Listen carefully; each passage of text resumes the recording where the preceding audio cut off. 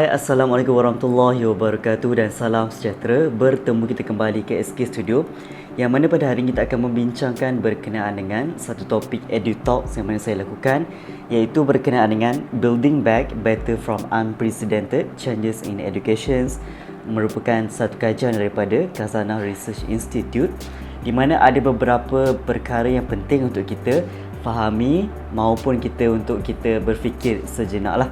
Jadi untuk perkara tersebut, kita mulakan dengan kita melihat kepada bagaimana kesannya terhadap kesan COVID terhadap pendidikan di Malaysia. Misalnya, school closure since mid-March 2020 have suspended physical classroom learning for about 4.9 million students in primary and secondary school in Malaysia.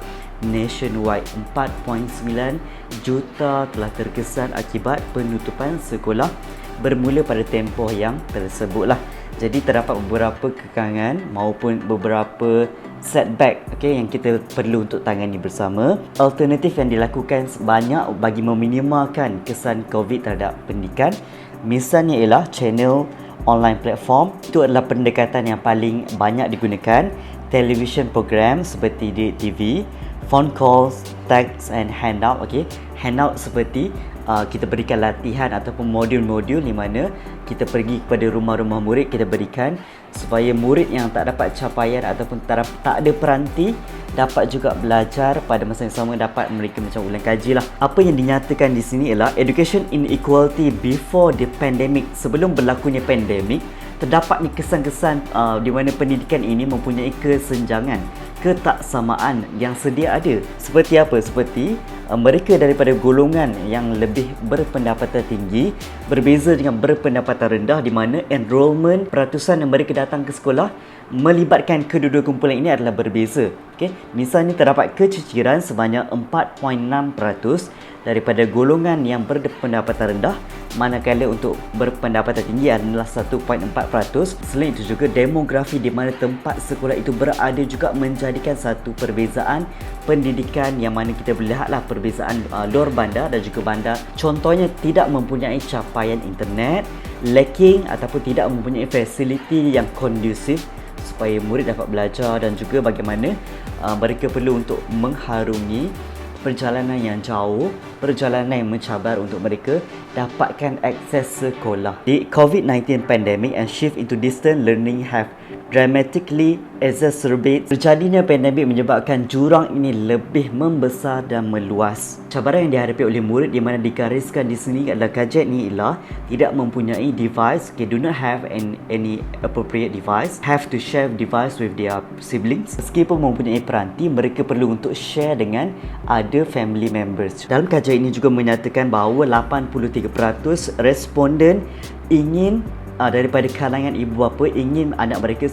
kembali semula ke sekolah. Ini kerana mereka tidak dapat melakukan pemantauan yang sebaiknya terhadap pendidikan anak-anak, kerana mereka terlibat dalam pekerjaan, mereka mempunyai urusan ke rumah yang perlu untuk mereka tangani dan sebagainya. Bila murid telah didedahkan secara intensif menerusi pendidikan secara atas talian, mereka berhadapan dengan beberapa cabaran-cabaran tertentu. Misalnya ialah mereka terhindar daripada sosial kehidupan yang sebenar, menghadapi cabaran buli secara cyber, buli secara atas talian, dan juga mereka juga akan terdedah dari segi child exploitation, maksudnya digunakan untuk tujuan tertentu. Oleh demikian, polisi yang sepatutnya perlu untuk dilaksanakan supaya murid-murid dapat menggunakan teknologi dengan cara dan juga keselamatan yang terjamin. Dan akhir sekali, terdapat intervensi ataupun alternatif yang dicadangkan menerusi kajian ini supaya dilakukan ataupun dilaksanakan secara secepat yang mungkin. Ini adalah berdasarkan pertimbangan yang telah dilakukan. Yang pertama ialah providing device and internet for disadvantage. Terusnya ialah implement wide-reaching learning recovery program such as intensive tutoring programs to ensure students are able to master reading, writing and counting, which is the most important things ataupun perkara yang paling asas kepada seseorang pelajar.